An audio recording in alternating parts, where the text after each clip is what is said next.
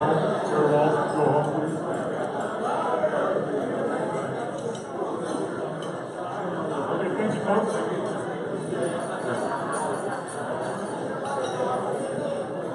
Carson has wax in his ears. Scott Carson. Okay, the fantastic venue, not the most powerful of audio systems, so we're going to really need some help tonight, trying to keep the volume low so that we can hear some of these average, probably overstated stories of people's past glory. I wanted to start off by welcoming everyone here tonight. This is a fantastic occasion just to celebrate the club's history. I'm going to try my best. If you weren't shouting louder, you might hear me. So it's the 50-30 celebration. I thought it was kind of sentimental.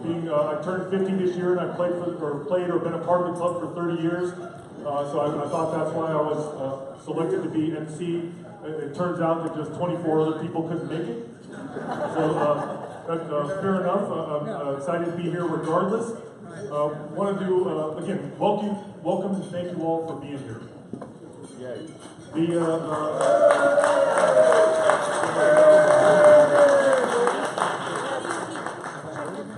We're going to break with some San Francisco Golden Gate history and try and make this a very crisp night. We've got what we call Ron Mazing, where we take a nice night and then we beat it in the ground with an hour speech, and we're going to try and avoid that tonight.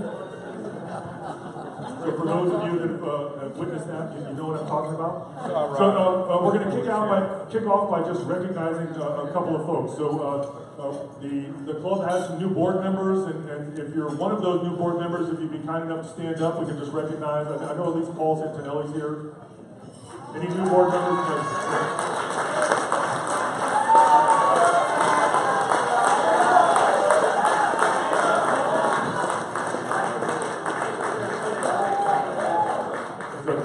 Two notes that, first of all, Paul was standing, and second of all, no one gave him the note that man buns are still not in. So, thank you very much, Paul.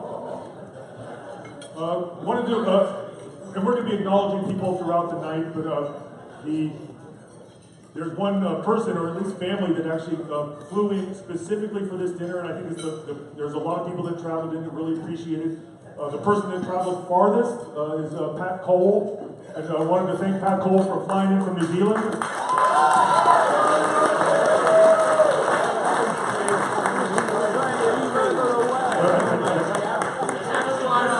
If my math is right, he flew the farthest to be here, and he flies home literally tomorrow night, so thank you. And he brought his son Marty with him. Marty, raise your hand. Marty played for our Super League team, so great to have him. There's always a buzz when Pat comes in town, and there's a misconception that they think that buzz is good, like Pat's a stereotypical Kiwi, great guy, great sense of humor, and they say, well, that's why there's a buzz, but not really. It's mostly when he comes into town, people are hoping that he's going to take Terry Walls home with him, but that has yet to prove true. But that's really what's driving a lot of the excitement. Switching on to some thank yous. Again, an amazing night. Thank you all for coming. We're going to first thank for the wine at the table. We have the benefactor, Greg Rocca, for thank you.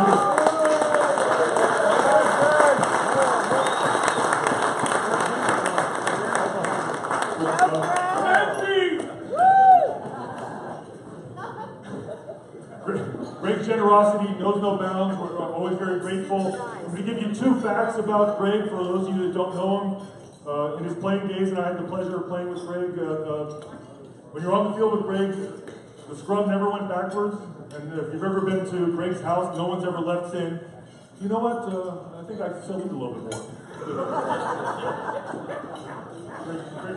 Very generous, very generous.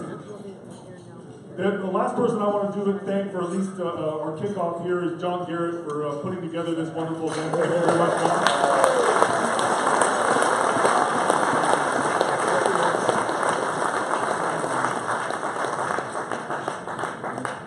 And to kick off tonight's program, again, fantastic turnout. Really appreciate people being involved and showing up tonight. We have an individual who's going to read some emails from folks that were not able to attend. This person almost needs no introduction, but he's often described as a love child between Rip Van Winkle and Benny Hill's sidekick. Ladies and gentlemen, Austin Bruin.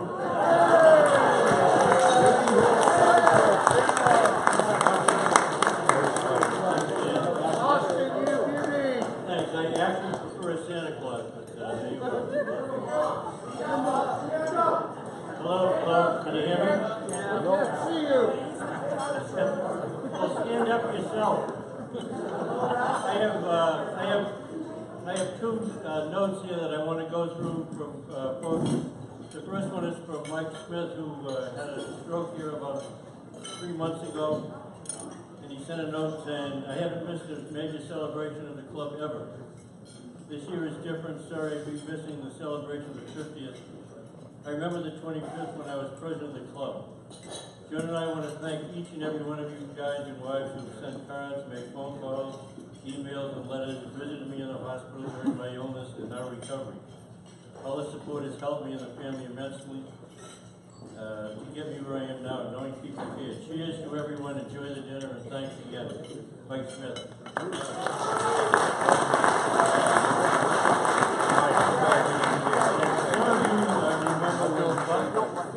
And Murray showed up with the San Francisco Rugby Club. A couple of guys from the train that we had then from West Bulldogs Rugby Club. And Buck went back home and has done pretty well. I think Murray has as well, but Buck is now the vice president of the West Rugby Club. And so he says there are a couple of little bits here. One of them is, the first time I stepped on the polo field, I will never forget, 1989. My future teammate, Roger Jones, was having his ankle strapped. He asked the physio not to strap them as tight as he had the week before because he had lost 2 toes during the week when he took his boots off. And I took a look at his feet, and lo and behold, he was missing several toes. I thought, man, these guys are really too tough for me to be playing. Over the years, a large number of our West Club members have played for the club and donned the famous San Francisco jersey. Tonight in your audience are 2 of the club representatives who are actually staying with me, Tony Cross and Chris Bishop, who I think may have traveled a little further than they came in from Brisbane. I think we have several other folks here from Sydney and Byron.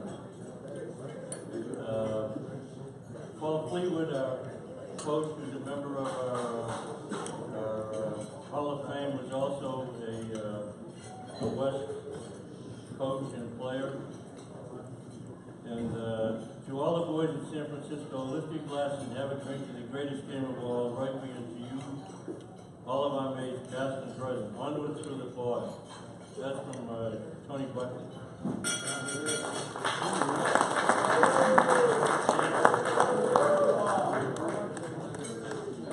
Thank you all.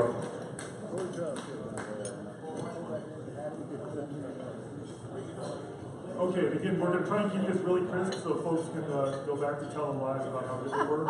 So to kick off tonight, we're going to have a slideshow. So because it's a rugby event, nothing's going to be in any order or semblance that really makes sense, but we're just going to do it in the way that we kind of felt like it. So our first 2 people I want to call up is Dave Shrimpton and Gary Galloway.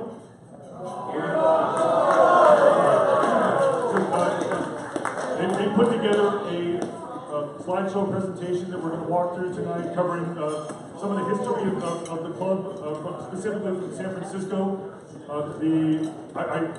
just met Dave tonight, so I don't have much to talk about Dave, but I had the honor of, before our clubs combined, I played against Gary, and the one thing I was just going to bring up for a note is having played against Gary and talking about his obsessive compulsive disorder that some of you might be familiar with, and that Gary had this like undying need to have the bottom of his boots clean, and his desire to usually use the opposition to go ahead and do so. So having played against him, I'm very familiar with that. So I'm going to go ahead and pass over to Dave and Gary to walk us through.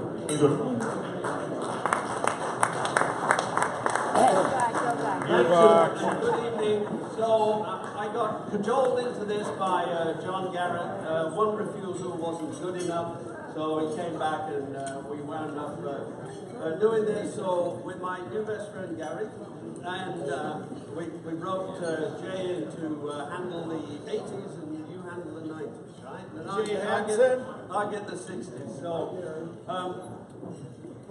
So I just want to tell you that this was a sort of a collective memory of about 15 contributors, an appropriate number. What I found, since we're all those of us with grey hair or no hair or both, our collective memories are not quite that good. So I want to enlist your help when you see a deliberate mistake. You boo, that's all right. When you see your team, you can cheer, that's okay too. So with that, I want to take you back to 1966. John Garrett.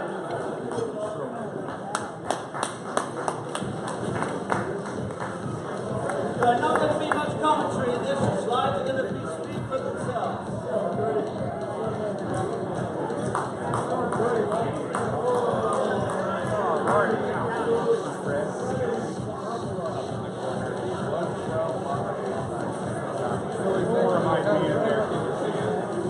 So we played against a French aircraft carrier. The quartet played at the post-game party. Two of them got so drunk they didn't make the ship departing the next day. Thereby setting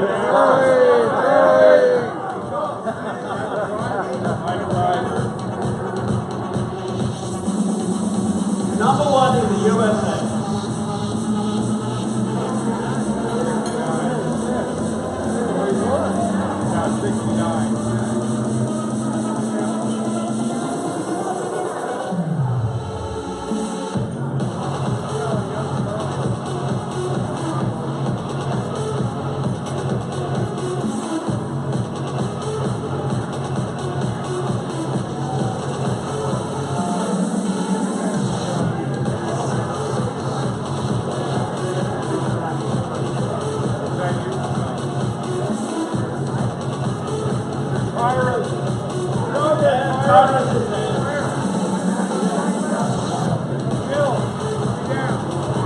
There is only 25-cent, British was 50 cents in 1970.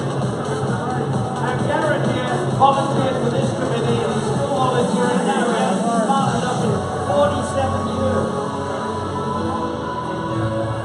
So that's Max Gale in the middle. He went on to star in the TV series Barney Miller.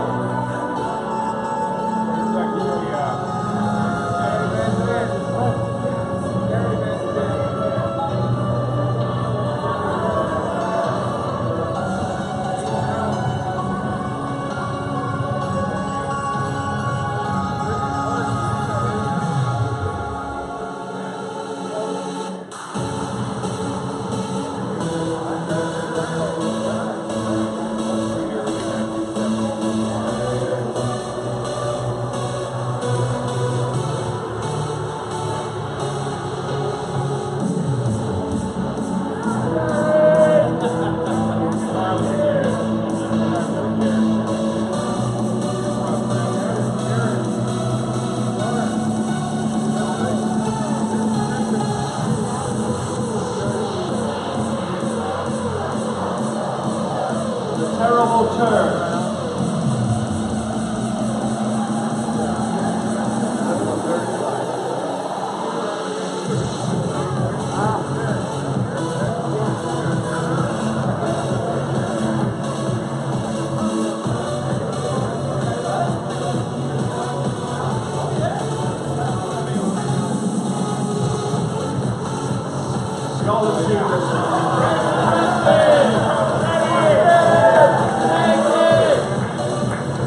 First Vancouver game, I think, was 1969.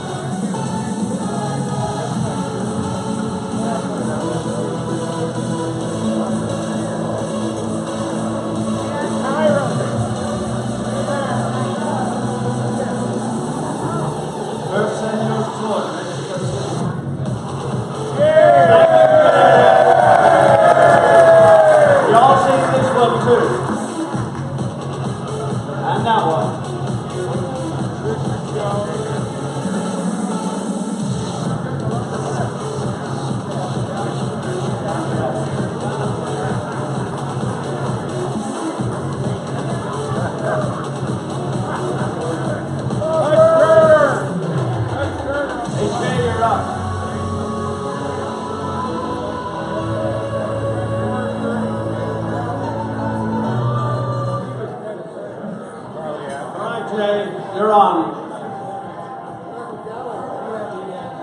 Come on, Jake. This is the new era of the club. I hate For all the handsome guys who showed up.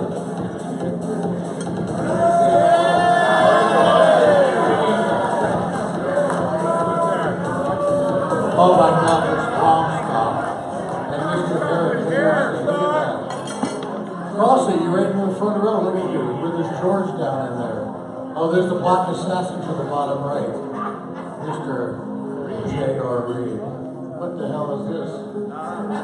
Social function. Oh, the Christmas tree hunt. There we go. 85. What the hell is this?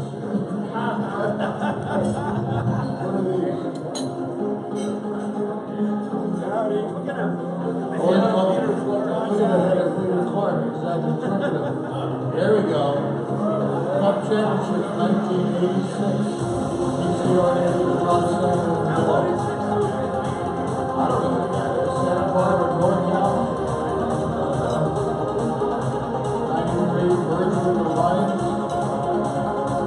Well, that was the 80s, and the first of the 90s. Crossy's got a big old Galloway. You are right there, baby. Big top spot.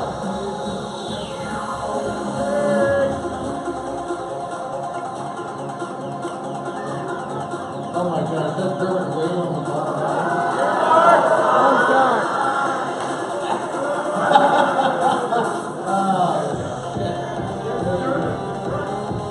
Yeah, there's Dermot in the front. You can't come off Galloway. He's chasing Scotty Griffin. They kick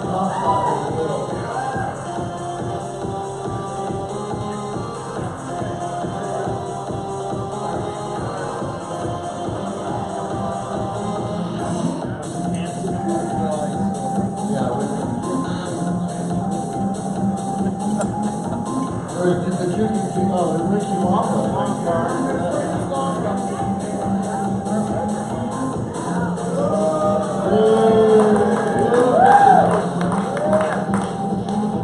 This is where we changed over. Hang on.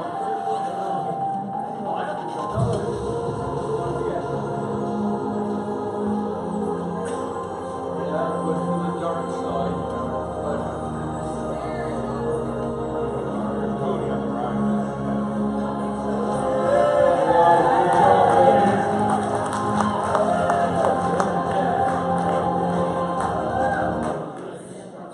Well, that's the first part of the history up until 2001. When I put this together, you know, I knew there was a bunch of people coming from all over Australia, which I think is further away than New Zealand. But you know, what makes guys fly in from New Zealand or Ireland and Australia to do something like this? You know, there's something about this club which Charlie Askin, who's no longer with us, he would have just called it magic, and it really is.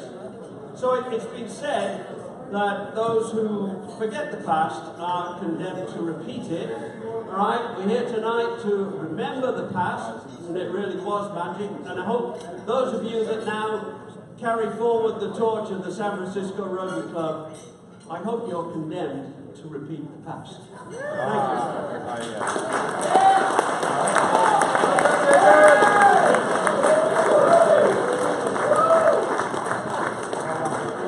Thank Thank you, David, Gary. Thanks very much.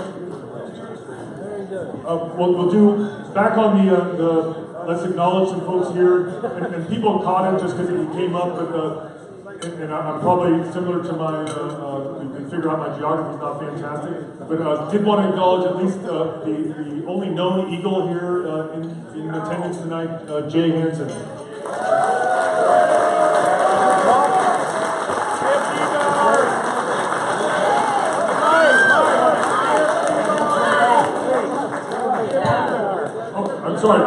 Sorry, Skip. Okay, no, I was checking him back, so Skip, you flew in under the radar. Ladies and gentlemen, Skip Wobble. Let's get Niebauer and play for the Bats. But we love him anyway. And I know we've got a couple of bats here. It's celebrating the San Francisco Golden Age, so that's great. I know we've got at least he's a San Francisco fellow, but we've got at least one of the San Francisco Irish here. Doyler, where are you at? All right, Brendan. And he'll be talking later, but the Paxos are represented as well. Frank will be talking to you in a bit. A couple other acknowledgments. We've got an Herbalife representative here, Scott Carson from Herbalife. It might be unofficially Herbalife, but it's Herbalife nonetheless. And we've got, so a lot of us are already kind of on the sunset of our careers, but we've got actually two people that are in the middle of their career. First of all, Mike Comstock. He's probably... Here's Mike. He's reaching the midway point, so we're going to have to see him for another 50. And the other person in the midway of their career, Fearless Freddie Forrester, who we'll see talk up here in a little bit. Okay, now for that was a really Well done, Fred. fantastic presentation covering some of the history of, and again, the club is a combination of clubs. So we've walked through some of the storied history of 50 years of San Francisco. For something completely different, we're going to walk through some of the history of Golden Gate Rugby Club. And I'm going to be pulling up my good friend Mike Roddy, who's a nightclub owner, a historian, and those that you know him as a professional arguer. Right before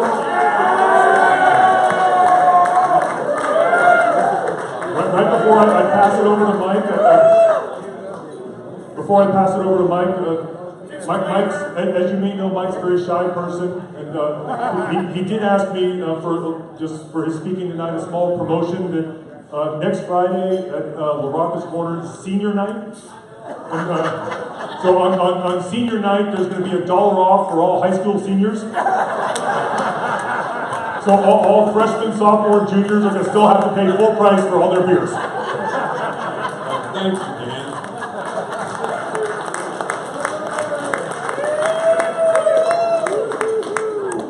The first thing I want to say is today's Veterans Day, and it's time we have a little reflection about all the people that have gone before and been killed or maimed, and so we can live the life we live.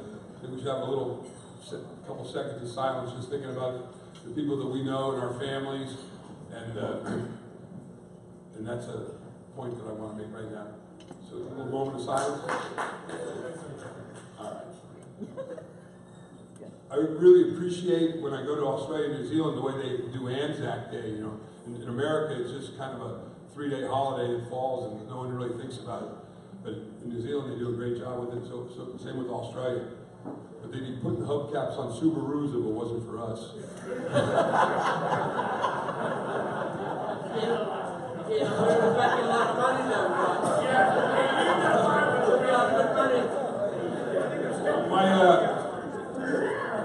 My first recollections of the City Club, I'll talk about my experience with City, was playing touch at the polo fields with Fred Forrester and Austin Bruin, the great Mike Driver, who I met tonight earlier. When I started coaching, my best skill in coaching was teaching kids how to pass.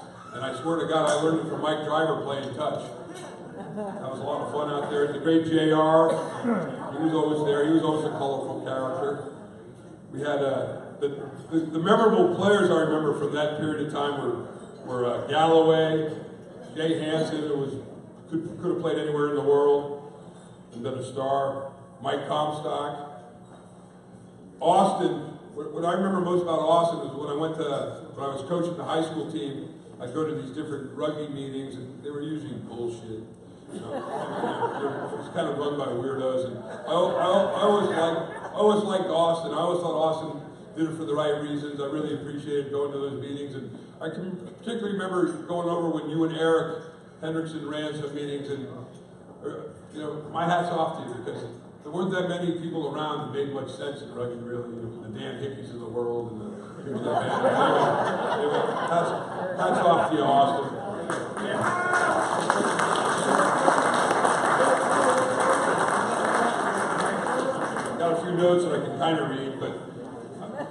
my theory on rugby is that the British invented rugby to rule the world. And they had their ruling class and their military class play that game. It embodied everything that they thought was important for boys to turn into men. On-the-spot thinking, endurance, courage. You didn't necessarily have to be a great athlete to be useful. You know, and the British were pretty good at ruling the world, and we learned from it. And rugby's so much better than so many other games you might play. You put your health on the line for your friends. And that club rugby that you guys from City experienced with us from the Castaways and Barbary Coast, and school rugby is it's such a great game. You know, I'm not sure it's a great professional game, and the more mercenary it gets, I'm not sure I'm as interested in it. But that school game and playing with your friends was really what it was all about. And that's why you guys are all here today. So that's my thoughts on rugby.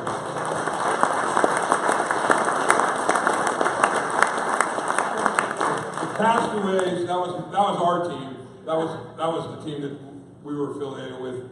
All those guys over there. We're more or less, if you were from Australia or New Zealand, you would have been brothers or marriage. We were the Catholic school kids from the Sunset and the City that started playing that game. Some guys were influenced by going to Cal or Santa Barbara, and that was our team. It was a true grassroots effort. There was a guy named John McGuire. It was an Irish guy who had a big flock of roughneck kids, and he was coaching the team, and he passed away. And they coerced me into coaching that team, and it was a lifelong love affair with rugby and coaching and the Sunset and the City, but especially rugby. It was so much fun coaching that group of kids that turned into be the core behind Golden Gate. When Golden Gate merged with Barbary Coast, who were City guys who had played at Santa Barbara, and they were like second team old blue guys that wouldn't play for the Castaways. We always resented it if you were a City guy and didn't play for the Castaways. And we held that against you. But they were good. And they brought in Kiwis. They brought in Kingy and Theo and Tony and the Vincents. They were really good. They beat our ass a few years. And at that time, all the guys who originated the Castaways had turned 30, were starting to have families. So that group off the high school team filled in the Golden Gate team, and we ended up merging with Barbary Coast where we had this Kiwi influence. Well, then Golden Gate emerged. We demolished the Bats, they're gone. We demolished the Old Blues, they're gone. And we merged with City after we beat them for like 10 years in a row. True. But, the story was that Fred Forster had all the money and we were going to merge. We all know Rocca has all the money, and that's why we merged. It's been a great merger. That Golden Gate team, SFGG. There's people who are still mad at me for the Barbary Coast Castaway merger. There's a lot of people that are still mad at the SFGG merger. That's all right. Some of the. Is that Galloway? He's a Canadian. The frozen wasteland of the north. The Barbary Coast team was Dale Allen, Bill Cody, Veggie McFarland, and a host of Kiwis. They were the second division. There's a few guys around here. I see the Marin guys here. You guys merged with City and became City. And the Bats always wanted the Golden Gate to merge with them, and they were going to call us the Bats. So that never happened. SFGG's great. I was going to mention the Kiwis that were the Wells. Tony Wells and his family are really instrumental in the whole high school program. That's really fantastic. Anybody who lets their kid go on a Tony Wells sponsored road trip is a negligent parent, but he still does it for all the right reasons. The story about how we got Treasure Island, that was a Rocca swindle. Gavin Newsom had appointed somebody to be get him off the supervisor's role, so he gave him the job as head of Treasure Island, and we signed a lease that wasn't worth the paper it was written on. And then all these Irish guys whose kids were playing in the school team came out with bulldozers and steam shovels and built that field in about 2 weeks. Rock paid for it, the Irish guys built it, and it's pretty nice out there.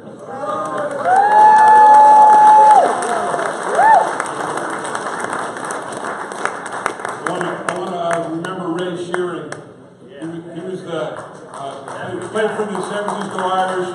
His sons played on the Golden Gate team, high school team, and he pretty much organized building that field out there in the overhaul.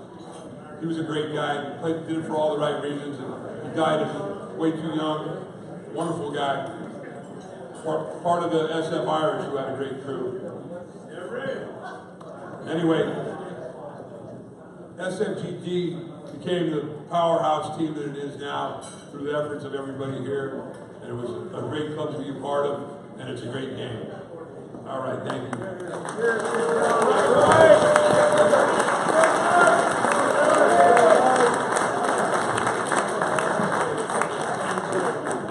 Thank you, Mike.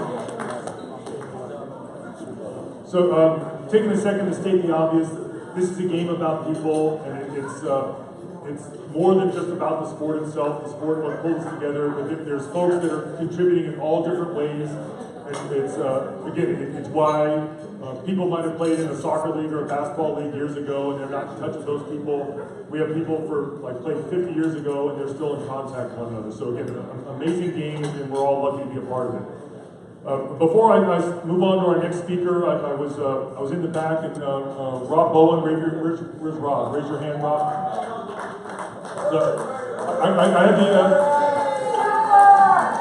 before. Just raise your hand. You don't have to come up. No, sit down. People don't want to talk to you next time. So, but I had the pleasure of playing against Rob. Again, a fantastic fellow. But Rob caught me in the back and shared just a brief story that I was going to forward on to you folks. And Rob was talking about, again, I've known Rob as a San Francisco player. We played against each other. Great hard-fought battles, good friends now. And Rob was telling me about when his first game, first time joining the club, he played down in the Monterey tournament, and he remembers at the end of that tournament, when everyone was coming together, there were two players, and the players were Gary Galloway and Mike Comstock, that retired in 1989. And they had a ceremony where they burned their boots, and that was it. So that's 89, that's going to be almost 30 years ago. So Mike Comstock apparently doesn't know what retirement means. And Gary Galloway for about 20 years didn't understand what it meant either. But it just shows that some people can't let it go, and that's fantastic. Reincarnation. It's it's kind of like you're like the Terminator in Terminator 2. Perfect. Okay, so the next person we're going to have up, and again, this is when you talk about people. So this is just a testament to the game. It's a San Francisco Golden Gate tribute and celebration. And our next speaker is more just about Bay Area rugby. He didn't play for either club. We're going to invite up Frank Merrill here in a moment, but he's going to talk about the early years of Bay Area rugby. And when you talk about positive contributions to the game, Frank Merrill has done literally everything.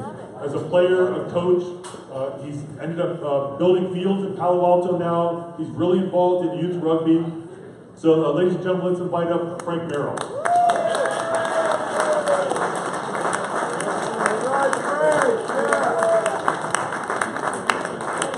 Sorry, I did forget. Frank gave me a note earlier. Sorry, Frank. So, just...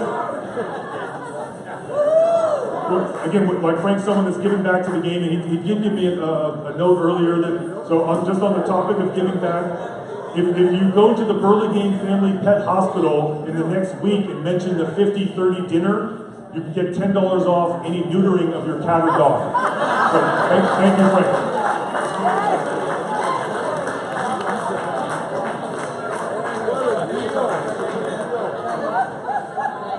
Well, thank you very much. I'm not sure I've got a lot to say that been said already, there's a couple of things that I thought were rather funny in regards to what it's like to be involved with rugby for as many years as some of us have. I read this, I found this, it's an advertisement in a 1963 rugby journal. It's called Rugby Success Starts Here. Paradox, rugby players, more than any other sportsman, do not understand the laws of their game. Yet rugby is in fact a very simple game which anyone can understand, as this book sets out to prove.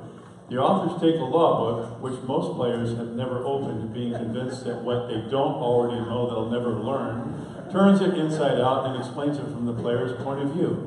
He goes beyond what the laws say and demonstrates how they work in terms of offenses and opportunities.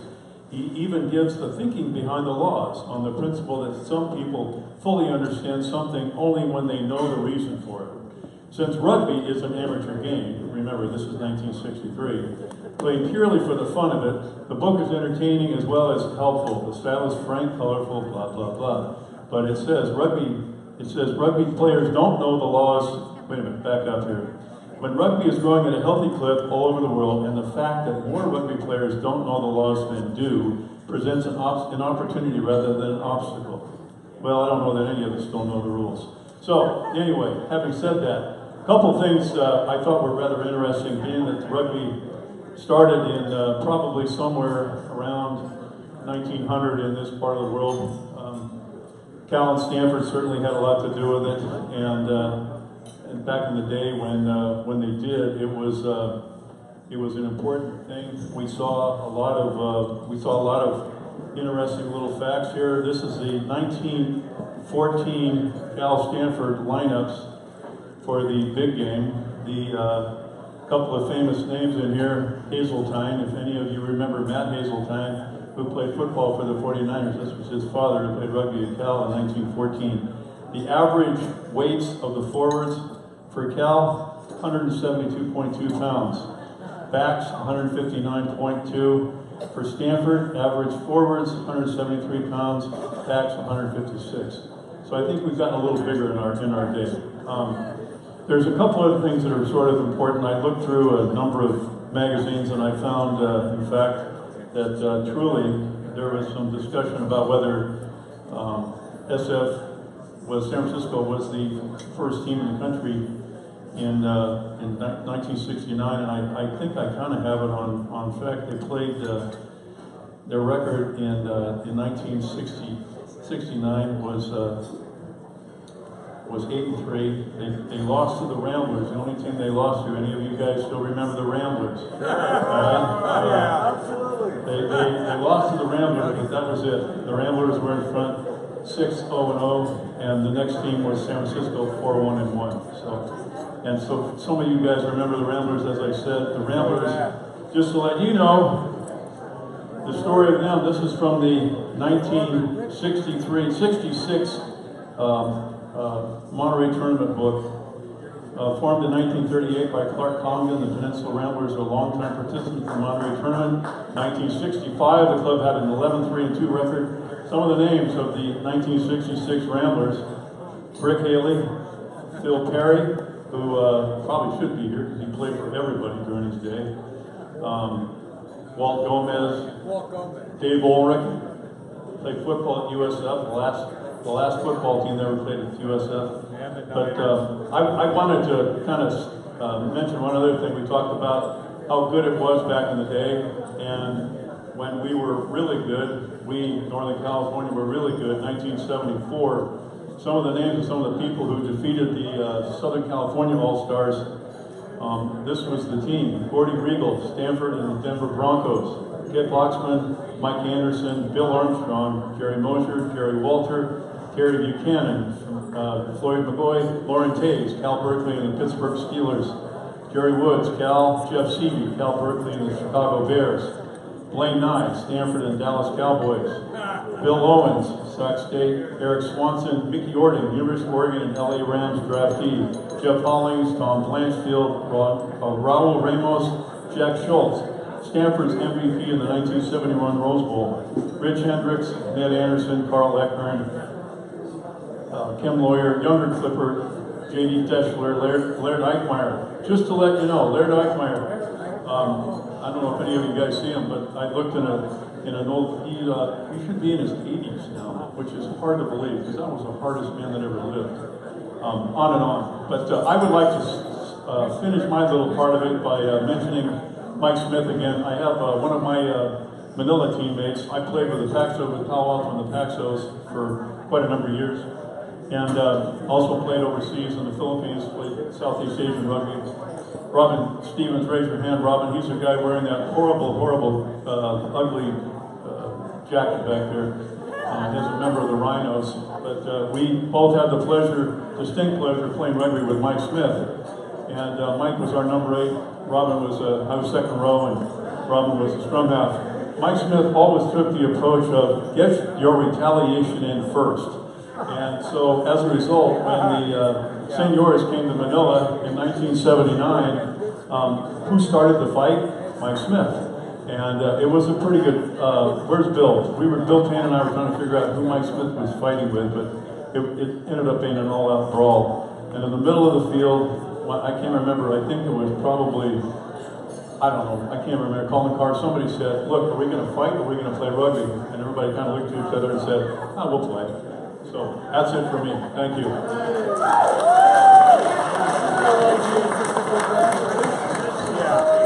Great bill, everyone. Thank you very much. Okay, believe it or not, we're going to stick to our promise and keep things short. However, there's one additional speaker. I'm not sure any introduction is necessary. Based on his outfit tonight, I think he recently purchased Ringling Brothers Barnum and Bailey Circus. Ladies and gentlemen, fearless Freddie Forrester.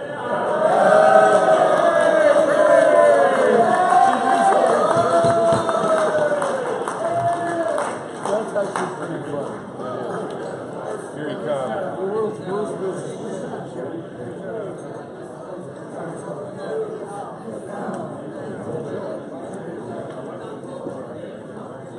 Hello, I'm Fred. Hi, Fred. I came to California in 1960 and I played a bit of rugby with the Olympic Club. Then I went back to Washington where there was no rugby club and I started a team there.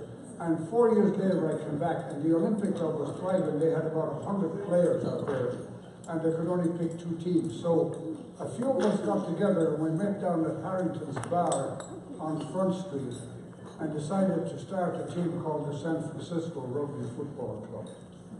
This happened on June the 15th, 1966. So we started recruiting and rounded it up, and then we had a big recruiting meeting out at the Edinburgh Castle later in the fall. And we decided to put a team together, and we had our first game at Crocker Amazon on November the 4th, 1966, against a team called the San Mateo All Blacks, who were really a bunch of Tongans, and they played the cleanest rugby we've ever seen. So that was our introduction to rugby. Back in those days, there were plenty of games to be had around. There was the Olympic Club, there was the Athens Club in Oakland, there was St. Mary's, there was Cal, there was the Ramblers, and there was Davis. So we had plenty of games. And that was the beginning of the San Francisco Rugby Club. There are only 3 here tonight, I think, who were in the club in '66. I think Mike Driver, John Letton, and myself. Now, my own rugby career started about 21 years earlier. When I was a young boy, they sent me at 10, they sent me to a boys' boarding school in Ireland. And they forced me to play rugby, and it didn't take me long to pick up on the game. All you had to do was, whenever the other guy got the ball, you tried to kill him. That was the basic attitude we had of rugby.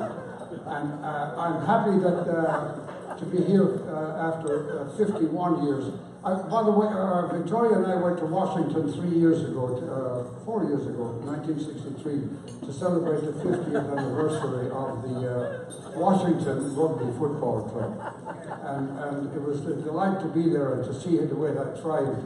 And they have sponsored a lot of things like youth rugby and rugby in black areas, and they've really got rugby a good name and doing a lot of great things there. So I'm not going to bore you with the history of the things. I just say that I'm still in the game. I've had 1 year experience playing rugby, and I've had it 72 times. And I'm going back to Ireland on Tuesday because about 5 years ago I re-signed with the London Irish Gold Guys. And we're going to play a team called Strabane up in Donegal next Saturday. And I've been guaranteed a position, and I've been guaranteed that I won't be tackled very hard. So I'd like to tell you just one little more thing about rugby now, because most of the people here know a lot about rugby.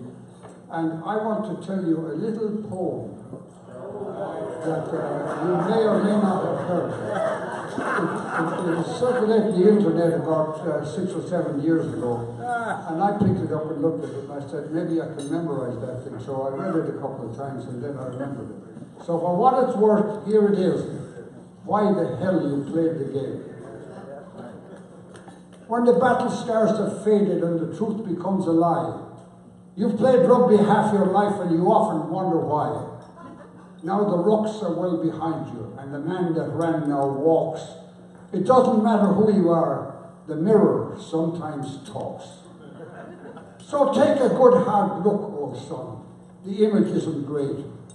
The nose is now turned sideways. It used to be dead straight.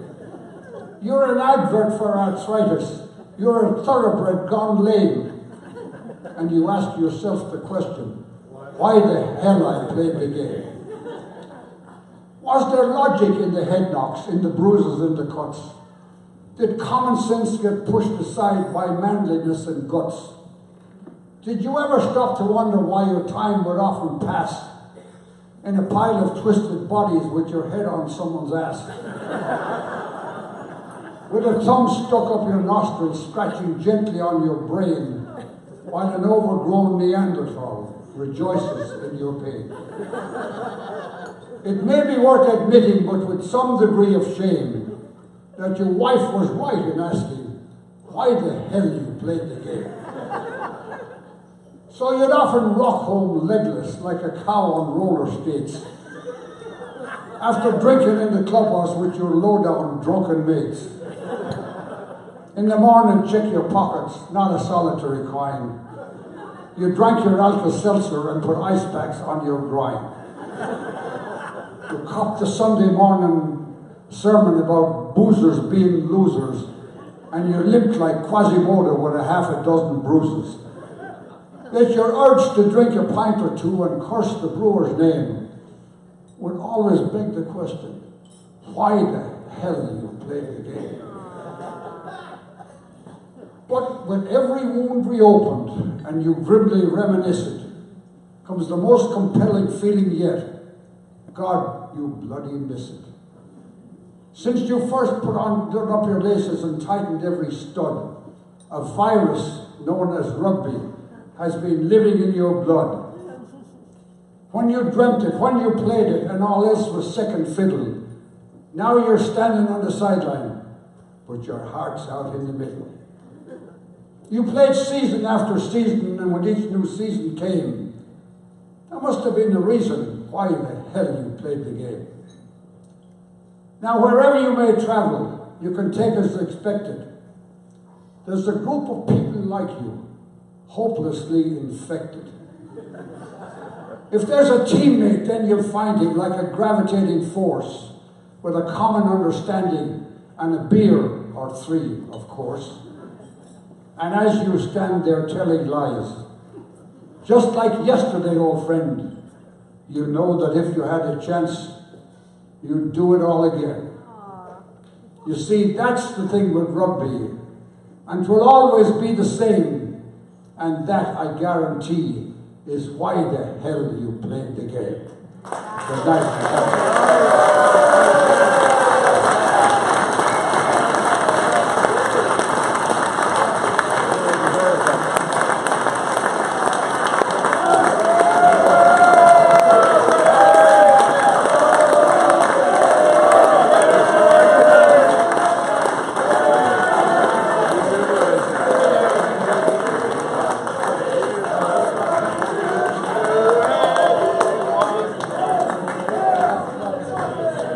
Forrester, everyone. Freddie Forrester. Thank you so much, Fred.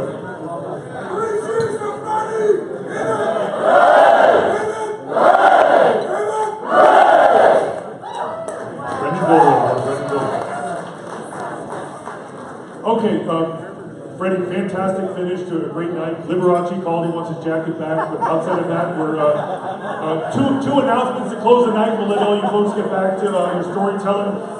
First of all, tomorrow there's to finish off the weekend's festivities, there's a brunch at Mission Rock Resort between 10 and 3. Make your own arrangements. So it's a good place to handle your hangovers. So that's one, Mission Rock Resort tomorrow. Finish off your weekend. And the second is the high school team. We referenced them earlier. They've got a South Africa tour in June of 2018. Andy Kearney, Andy, wave yourself around there. So Andy Kearney's going to be selling tickets. Again, if you're able to buy a ticket, fantastic. Support the high school team. Other than that, thank you again for being here. Hope you have a fantastic night and great to see everybody. Take care.